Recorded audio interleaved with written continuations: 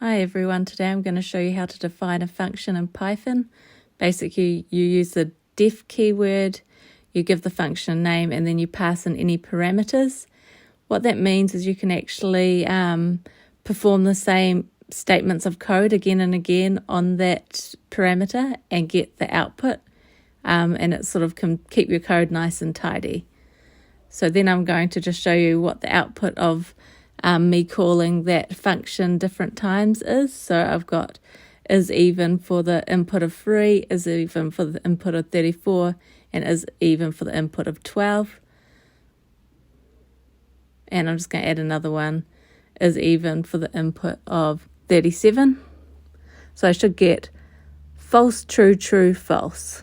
So you can see that that's been output on the console. It's calling that function and executing the code, and it makes for reusable code, and it's a really important thing to know. I hope you've enjoyed this tutorial today, and if you have, please like and subscribe for more content.